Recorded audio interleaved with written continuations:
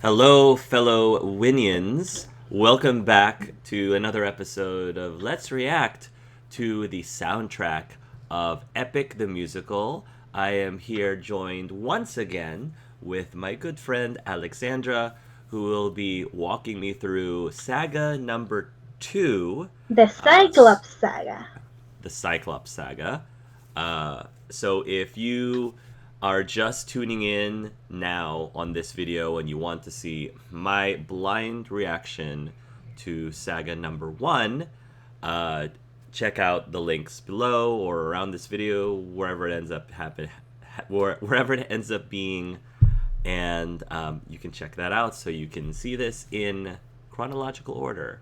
Yes. So, like before, Alexandra, why don't you just take it away? We'll just dive right in. Right. Okay. As I said in the video before, I'm featuring Hark, the what I consider the best animatics for each song. Of course, up for debate. But yeah. So we're jumping right into the Cyclops Saga. I wonder what that is about. Oh, I know. so Hopefully it's about James Marsden from X Men. Maybe not. Maybe not James Men from X Men. All right, let me know if the volume is right. And we're jumping into the first song, Polyphemus, done by Murchie again. Okay. Love you, Murchie. Let's go.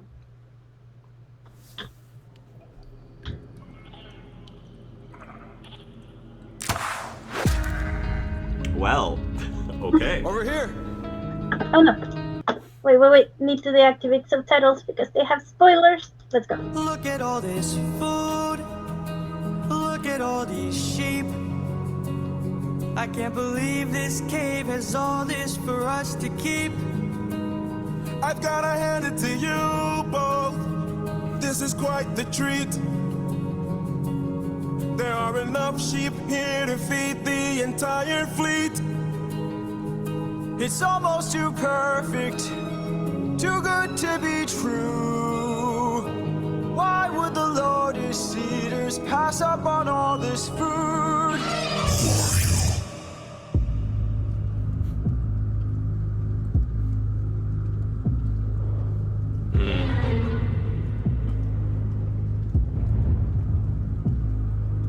Hey there.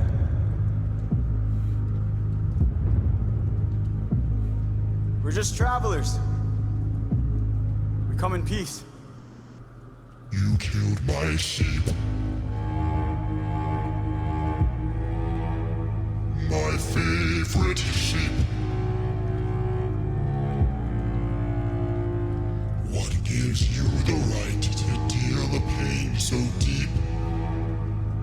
Don't you know that pain you sow is pain you reap?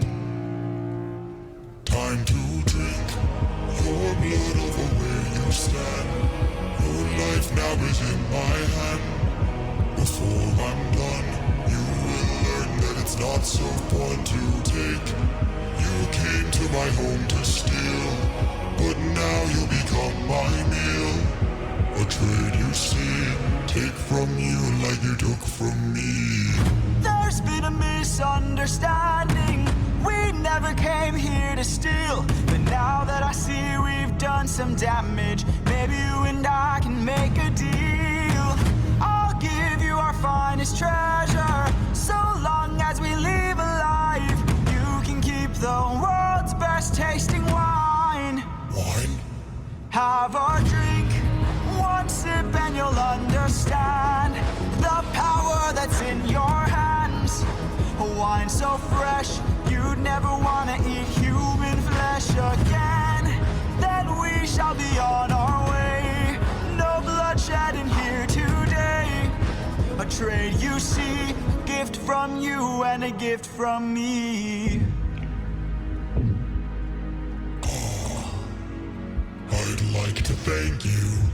Stranger, what's your name? My name is Nobody. Nobody. Nobody. Nobody. For your gift I've won to glad we see eye to eye. Yes, you shall be the final man to die. What? Watch out! Oh, no, don't start. Okay. So, that was the first song, Polyphemus. What you think about it? Before I get into the music itself, I definitely want to give kudos to the person who created the animatics. What was the person's name? Murchie. Yeah, I don't know if this show does come on to the stage proper, if the designs of the Cyclops, for example, is going to be the same, or the set is going to look the same the way that they had created it on the animation. But it was a really cool, regardless of whether it's going to end up being similar or the same. I really love their interpretation of the Cyclops and how it looks like, because it's very different from any other Cyclops that I've seen. The eye looks sort of like the eye of Sauron, and the teeth, like the mouth and the teeth, is very Lovecraftian. You know, if you know about the Stranger Things, the creature in season 1, Yeah. what do you call Demogorgon. it? Oh, yeah, the Gorgon, the Gorgon or something. Demogorgon. The Demigorgon. So, yeah, the maw or the teeth of the Cyclops is cool, and then just the voice and how they altered it. And again, I don't know if I'm assuming that's going to be the intended voice effect for the stage show if it does come onto the stage. It's actually Jorge. Jorge's singing the Cyclops. It is Jorge singing? Okay, yeah. Okay. Yeah. So, yeah, just the first thing that struck me was, wow, this is a really unique and creative take on the Cyclops. And it just makes the Cyclops even scarier. Yes. And the last thing I'll say about the animatics interpretation is I was having at the very beginning a very Terminator, like Arnold Schwarzenegger, the Terminator vibe, because he sees everything in red. You know, everything in the animatics was red. But, you know, he sees everything in red, and there's a I wouldn't call it a theme, but there's a sound, that vibe, that bass boom, boom, boom, that, you know, that tends to happen every time the Terminator enters the room. And so that, again, I don't know if that was intentional, but you know, something like the Terminator terrifies me. So when the Cyclops came in the room, I instantly got it. I instantly got, I think, the type of fear and anxiety that you get from having this creature emerge. So I don't know. We'll see how much of that actually translates to the stage. But I really love that. Really love that about the Cyclops.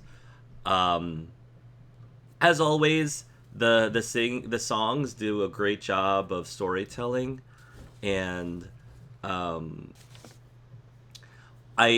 what I think helps make this musical more accessible to the general public is that I do find that each song is very engaging, because sometimes people who aren't really big into musicals and, you know, tend to fall asleep, it's because the songs might seem like what's the point of this song? Like, this isn't actually moving the story, or this isn't actually, like, advancing the plot. But every single song has been very important and has moved the plot along, and just keeps you, like, glued in. So, but yeah, I love the interactions between but basically both of Jorge's characters. right. You know? Between Odysseus and Polyphemus. Right. And trying to trick the Cyclops by offering this wine and calling himself nobody. Of course, I think if the Cyclops has his way, Odysseus will become nobody soon if he has his way. And of course, I love the that one lyric. We see eye to eye. Yeah. Like very. It's like, I see what you did there. I spotted what you did there. Yes. So, yeah, very cool way to start the saga. Yeah. Alright, so we're moving on to Survive. Trigger warning, this has gore and flash, Okay. so be Okay. ready. Okay. This one is also by Murchie. Okay. Alright, let's go.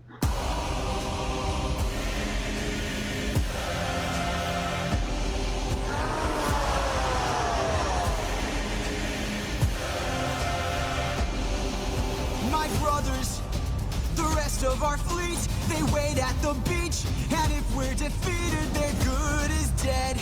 Straight ahead, that is who we're fighting.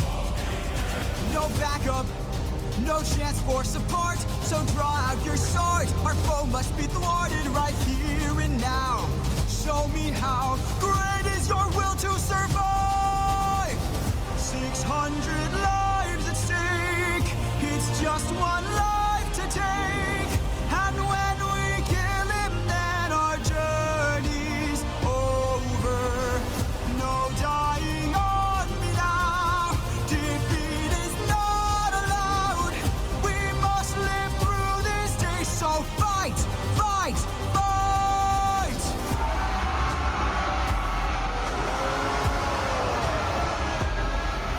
Surround him. Attack from behind. Keep distance in mind. And stay in his blind spot and strike his heels. Strike the heels. Show him that we're deadly. Exhaust him. Don't let him get close. He's strong but he's slow. He can't land a blow if we're out of reach. Find a breach. Stand up and fight for your lives. 600 lives at stake. It's just one life to take. And when we kill him, then our journey's over. Push forward!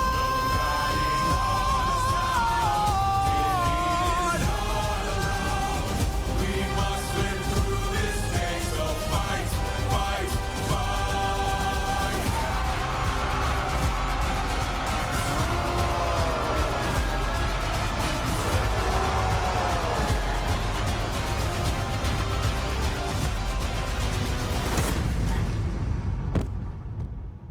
Captain. Enough. He's got a club. He's got a club! What are our orders? Captain! Captain!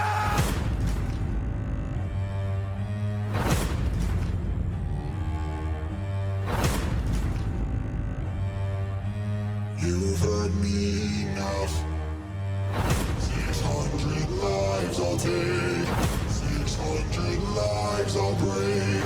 And when I kill you, then my fate is over. You're dying here and now. Escape is not allowed. You won't live through this day now. Die, die.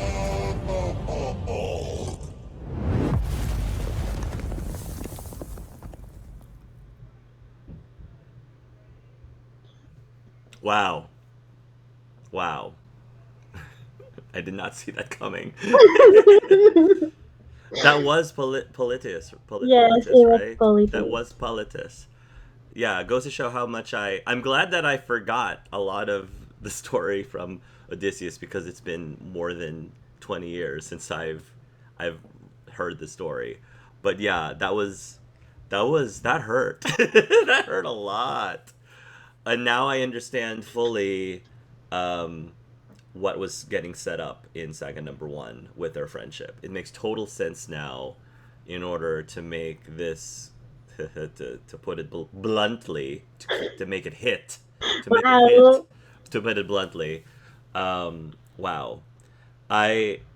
What I again, going back to the actual interpretation on the animatics, I really love how it's everybody's eyes are glowing during the sequence, not just Cyclops's, but the eyes of all of the 600 men and both are just trying to destroy the other, and so for that moment at the beginning, it's kind of hard to discern who's really the monster. Like, who's really the monster in this? Like, I kind of felt bad for a moment. I kind of felt bad for the Cyclops a little bit, because, you know, he's just hanging out, minding his own business, and these, you know, tiny creatures come along and kill his favorite sheep, and I'm like, I don't blame you, dude. Like, I get the rage, I get the anger. And they weren't able to work it out diplomatically. So, but yeah, the shift in tone was very powerful, and it's, yeah, obviously my favorite part was that that moment that transitions from it looks like Odysseus's crew has the upper hand, and then all it took was the Cyclops killing one person. Like, it was only one man out of 600, but it was a very important man, and that was enough to just topple everything, topple their momentum like dominoes, and things just started to fall apart. And Odysseus was just like completely falling apart internally. People are asking him, give us orders, and he couldn't say anything. Yeah, it was a very intense scene, and yeah, both sides obviously had tragic losses. Mm-hmm. So that sheep better be worth it, I guess. Oh boy. That sheep better be worth it. So yeah, our boy Polides. Yeah. How you Yeah. feel about that? Obviously, I liked him a lot. I presume, again, because I completely don't remember the story, I presume he's dead. He's dead, I presume. I don't know if he's just badly injured. I thought what was really cool about Politis, at least in the animatics, is he seemed to be the only person at the beginning who seemed uncertain about this battle. He seemed like he didn't want to fight the Cyclops. I don't think it was because of fear. I think he was also questioning, you know, right and wrong, and whether, you know, maybe he was seeing his other fellow, like, soldiers as monsters, just like the Cyclops was, and he didn't want to become a monster as well. I don't know, but I guess in that moment of hesitation, it ended up making him an easy target. So, yeah. No, it's heartbreaking. It's very heartbreaking. If this is a character that, especially after the first saga, if people aren't familiar with the story, like I am right now, if people assumed, oh, this is a main character, so surely they'll live through most of the show, if not, maybe die near the end, but certainly not in Saga 2. Certainly not. So that's a really cool thing, for the people who are unaware of the story. Yeah. Oh, babies! I hear them in the background. Yes, my daughter's also crying, mourning for Politius as well. Oh. Yes, she's very upset. All right, let's move on to the next song. Okay. So this one is by Wolfie the Witch. It's called Remember Them, and it also has gore, so be prepared. Okay.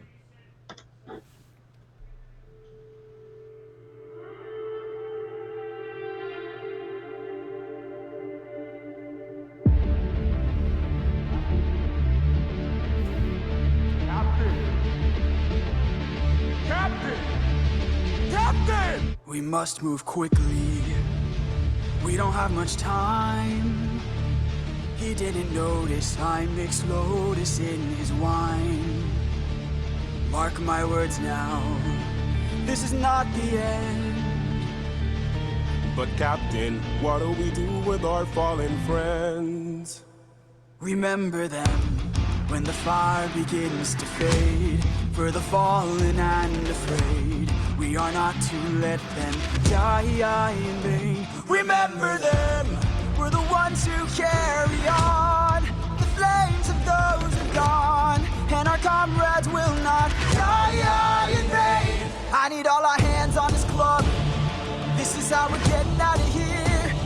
swords to sharpen a stub and turn it to a giant spear. Let's kill him! His body is blocking the path. If we kill him, we'll be stuck inside. Captain, where do we attack him? We gotta stab him in the eye. Yes, sir! Remember them when the fire begins to fade. For the fallen and afraid, we are not to let them die in vain. Remember them, we're the ones who carry on the flames of those who've gone, and our comrades will not die in vain. Now! Scatter!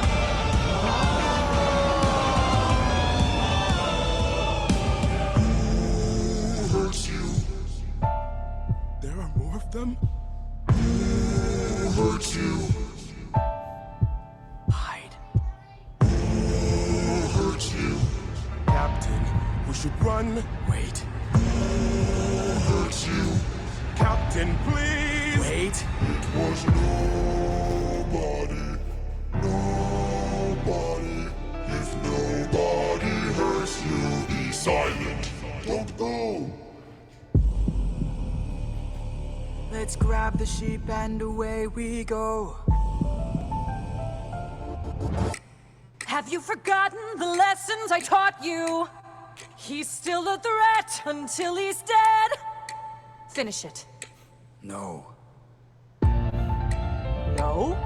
What good would killing do when mercy is a skill more of this world could learn to use? My friend is dead, our foe is blind. The blood we shed, it never dries. Is this what it means to be a warrior of the mind? Don't! Hey, Cyclops! When we met, I led with peace, while you fed your inner beast. But my comrades will not die in vain. Remember them. The next time that you dare, choose not to spare. Remember them. Remember us. Remember me. I'm the reigning king of Ithaca. I am neither man nor mythical. I am your darkest moment. I am the infamous Odysseus!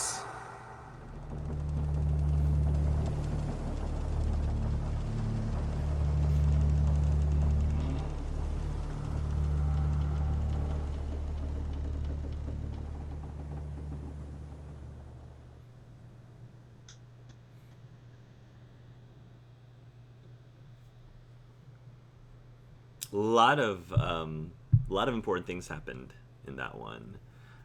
This only reinforces more the sympathy that I can't help have on the Cyclops, because if you think about it, if the roles are reversed, let's say, you know, Cyclops was going over to the camp, the 600-man camp, and he was looking for something to eat, and oh look, there's a human there. Tasty. I'm just gonna go kill that one and eat it. And that human happened to be, you know, Politis, you know, and, you know, Odysseus finds out and is like, look what you did, you killed Politis. And then he's like, let's cut a deal. You know, I killed your best friend, here's some wine. That's a fair trade, right? Here's some wine. Yeah, and we'll be all good. So it's like, if you look at it from that end, I get it. Like, I get why Cyclops wants, you know, to do nothing but destroy all these men, because, I mean, yeah, to them it was just a sheep that they wanted to eat, but to him, if the roles were reversed, like, hey, he was hungry, and there's 599 left of you. He probably doesn't have that many sheep. It's like, you've got, like, 588 other friends. Like, why is this one so important to you? So I feel like that one sheep that one sheep was probably his Politis in a way.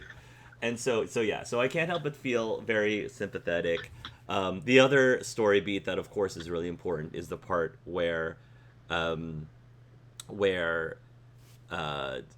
Minerva, that's the Roman mythology Athena? version. Athena. Yeah, Minerva, Athena, Athena being the Greek version, trying to tell Odysseus to finish the job, like finish what you started. Which again, it's so hard when you have an entity that's supposed to be the goddess or the god of wisdom. Because I can kind of argue, is that really wise though? Like, I get it, like strategically, intellectually, and strategically, that makes a lot of sense. But at the end, like, in the end game, like overall big picture, is that really wise? You know, so that's where I kind of disagree with Athena. Are you being intelligent here? Or are you being wise here? Because right now I think you're trying to be intelligent, not wise. But that's just me, personally. So, and this is me again, as Athena being one of my favorite Greek gods. I can't help but, like, you know, call her out and say, I don't know. Like, you want to throw whatever survivors you have left just to kill off one Cyclops when, you know, you probably are never coming back here ever again, and there's how many other Cyclops around? Like, what are you trying to prove, girl? who are you trying to convince them that this is the right idea, or are you trying to convince yourself that this is the right idea? I feel like it's the latter, girl. I'm sorry, Athena. Oh, I really want to defend her, but if I do, I'll spoil you, so I won't. Okay. I mean, this is, again, I could be wrong. Again, I'm only human. Who am I to know the wisdom of a god? Right. But in this moment, that's sort of like how I'm feeling right now. It's tough because I do know historically, sometimes the gods have it right, sometimes the gods have it all wrong, which again, doesn't really make them that much more different from humans, at least in terms of how flawed they can be. So we'll see. We'll see if Athena was right the whole time. Right. Because I guess you can also argue that this parallels with the moral dilemma that he's had from the very beginning. Like he went to go kill this child, and then his emotions, you know, or humanity, I guess, if you want to call it, his emotions or humanity got the better of him and led him to not kill this child at the beginning. So he didn't finish what he started. So was that the smart thing to do? Was that the wise thing to do?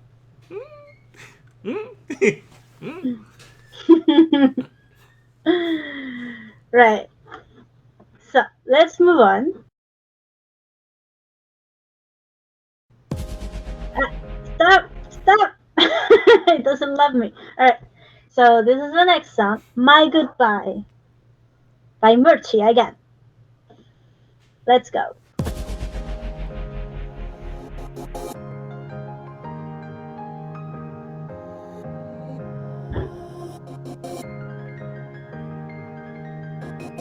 You were reckless, sentimental at best.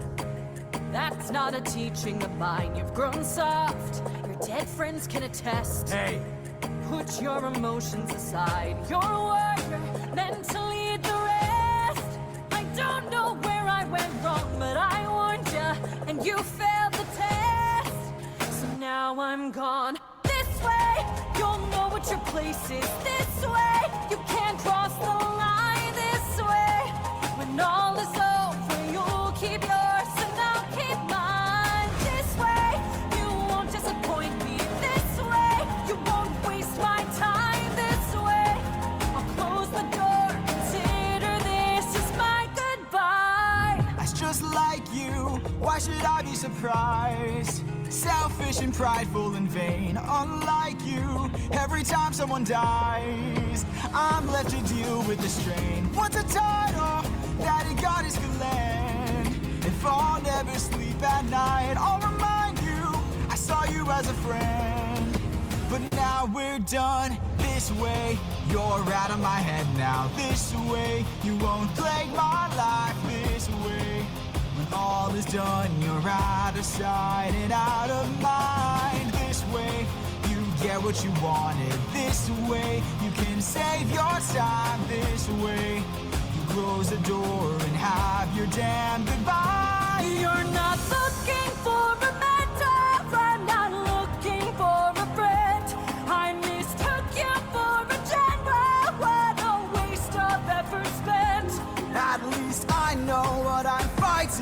Or while you're fighting to be known, since you claim you're so much wiser, why's your life spent all alone? You're alone! Snap. One day you'll hear what I'm saying. One day you might understand. One day, but not today. For after all, you're just alone. This day you sever your own head. This day you cut the line. This day you lost it all. Consider this as my goodbye. Consider this as my goodbye. This is my goodbye. Consider this as my goodbye. This is my goodbye.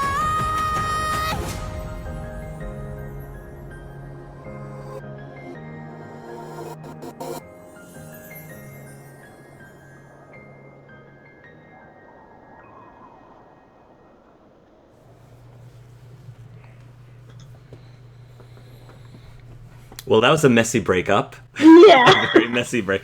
But yeah, I mean, the whole time I was thinking, yeah, like they're breaking up with each other now, and they're going on their separate ways.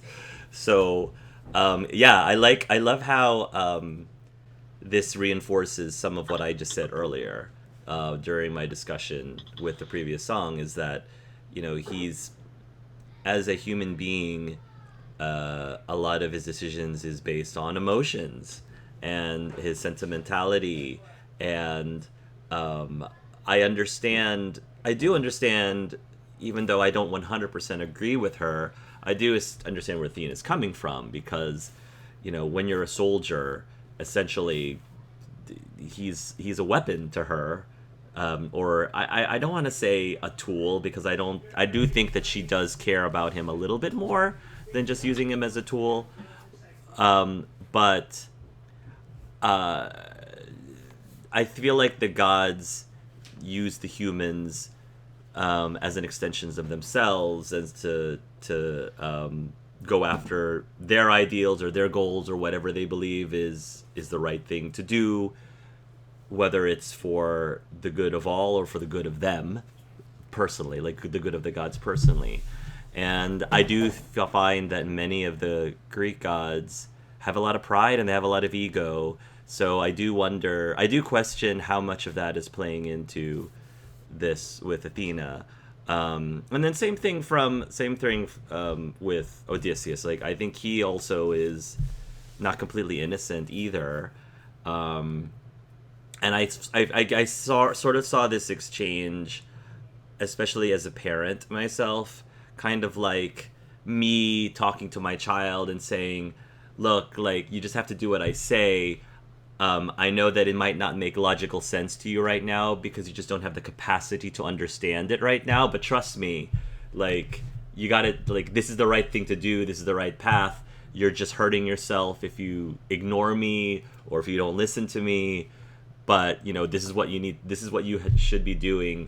Because I've had similar conversations like that with my child, because sometimes they don't understand. It's hard for them to see the full picture and to kind of see what I see based on my own experience. So I kind of at least can relate to Athena from that perspective, because at least I think that's how she feels.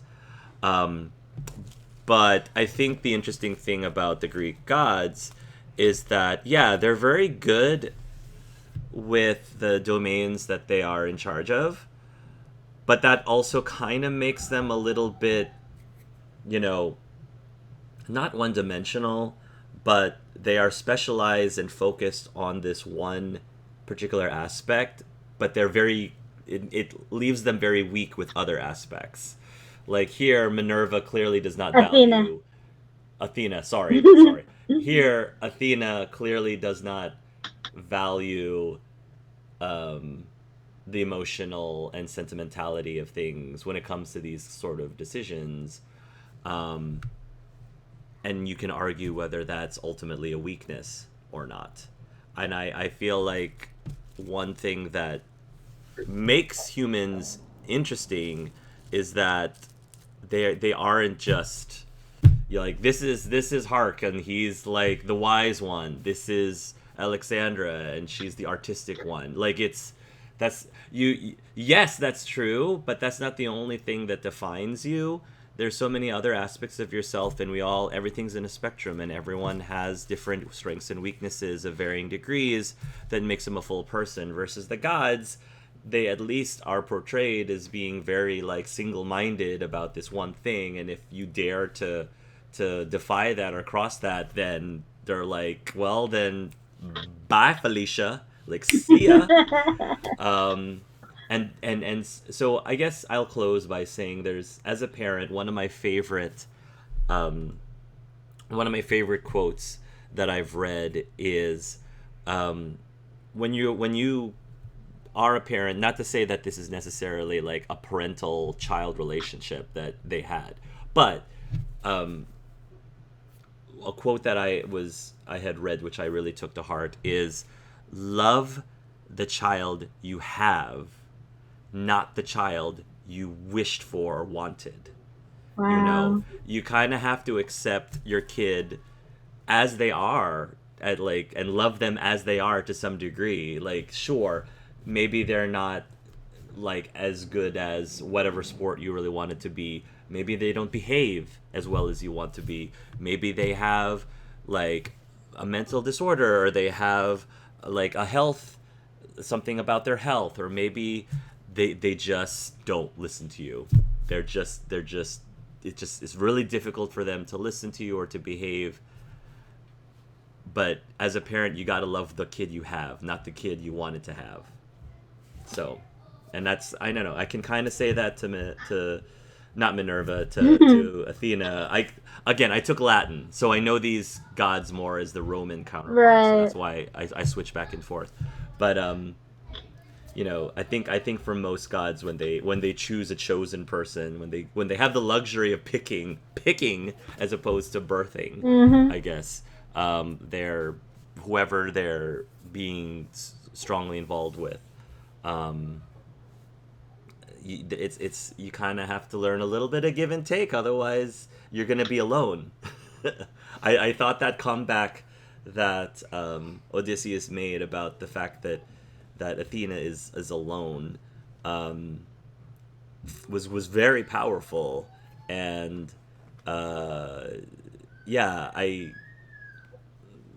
it for sure was my favorite part of the whole song.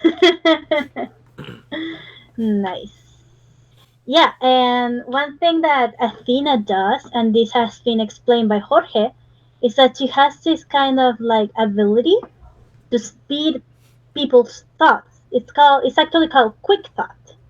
It's like a superpower that Jorge came up with, and she speeds people's thoughts while she talks to them, so everything feels slower. So she kind of like puts them in a mind palace and talks to them while the world just keeps going round. That makes sense. Yeah. Yeah, like Inception. Kind of.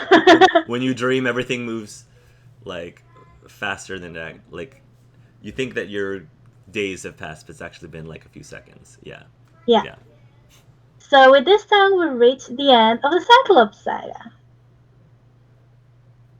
Wow. Yeah. What you think about it? It's really awesome that this is happening right after the setup of the first saga, because it really shows the stakes. It really shows that nobody's safe in this story, and you know, there's consequences obviously to your actions, and I love obviously, as we talked earlier, the themes of humanity, the pull between humanity and staying true to your humanity versus what an outer force like a god is telling you what is the right thing, and having to choose. I'm sure it was not an easy decision for Odysseus to cut ties and essentially break up with his god, because I'm sure that they did have a very like They did have a very. It seemed like they had a very good relationship. I mean, they sang a duet together, so Yeah. that says something. But then after losing Politis, and so much of Greek mythology is around loss Yeah. and what people do because of loss, whether it's quite often for their downfall. It's like kick them while they're down. Like they already lost something, and because of that, you're just going to punish them even more because of whatever decision they made due to that loss. So, I think that it definitely is a really cool turning point in the story. It sort of establishes, I'm sure, Odysseus' personality moving forward, because he no longer has his friend, he no longer has the support of his god. He's just kind of, shooting in the dark now. And, very powerful, very intense saga. You would hope that poor Odysseus will have a break in Saga 2, in Saga 3, cut him some slack. So Murti just loved to rub salt in the wound by putting Politis right here. Mm-hmm. Yeah. Yeah. Painful. Yeah, very painful. Very painful. Oh my boy. All right. Yes. I'm upset. Yes. Once again. How many more sagas do we have left? We've done the Troy and the Cyclops. We've got the Ocean wait, is it the Ocean Saga? Yeah, the Ocean Saga. Okay. Oh shoot, I forgot. Dang it. Oh, I'm gonna look it up because I completely Look it up. forgot. Look how many. The Troy Saga, the Cyclops Saga, the Ocean Saga, the Circe Saga, the Underworld Saga, and that's Act 1. Wow. Okay. Then That's Act just 2, Act 1. yeah. Then Act 2, we have the Thunder Saga, the Wisdom Saga, the Vengeance Saga, and the Ithaca Saga. And that's the last. And there's only 2 acts. There's only 2 acts, yeah. Okay, so it's 9. I think I counted 9 total. I think. I could Oh be shoot, wrong. I forgot. It's 9. Troy, 1, 2, 3, 4, 5, 6, 7, 8, 9. Yeah, there are 9 sagas. 9. Okay. Okay. We still have 7 left. Yeah. I don't know if my heart can take it. Oh no. I know. Without Politis anymore. When you were going through the sagas, I definitely remember the Circe one. I'm really excited for that one as well because I think that's a very interesting story. Yeah. I think honestly, I think that one's my favorite of all of the stories in the Odyssey. So. Right. So what was your favorite song of this saga? Oh man. Just because of how powerful it was the one where Politis died. Survive. That was survive. That was my favorite one, I would say, of the set. So because I liked how how things shift. One thing I wanted to call out, and again, I'm not. Hopefully, all of you Winion fans won't be offended because this is like my hot take. These are my reactions, and so I'm not like critiquing something because I don't like it and I don't enjoy it. It's just something that I notice is I'm hoping, especially because this is just Saga 2, I hope that as we listen to more songs that they don't start sounding a little bit repetitious, because a few of the songs that I've been listening do kind of sound very similar to each other. And I get it. It's this type of style. It's a type of genre. So, of course, there's going to be a lot of similarities between the music. But I am hoping for some diversity going down the line. Because I did feel like some of the songs lately have felt very similar. However, I do recognize that this entire saga is all about, this conflict with the Cyclops, and so naturally it's going to be a lot more like upbeat and a lot more about fighting and battling, with the exception of the sad part when Politis died. Even the part with Athena, I did think that was diverse though, because the sound beats and that you were having with the Athena versus Odysseus, I did feel was diverse, but it also had that edge of rage and adrenaline, and all that good stuff. So just something that I'm observing. Again, I'm still enjoying the songs. I still think it's great. If I still feel like they're all a really awesome bop. But I'm just starting to look at the entire soundtrack as a whole, and not just individually. Like how much do I feel like there's a good amount of interesting diversion throughout the whole show. So we'll see. We'll see how I feel as I go. Yeah, through the thing is apart from having their own instrument, the characters also have like their own theme songs. So they will Right. be Okay. So you. repeating themselves throughout the musical. Yeah.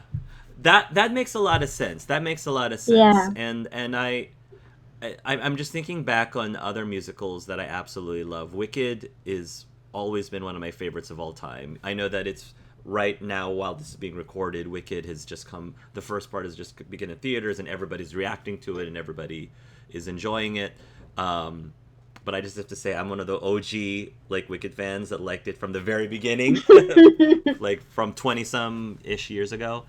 But yes, even in Wicked, the soundtrack, they do have a lot of repetitious like parts that continue happening throughout the musical.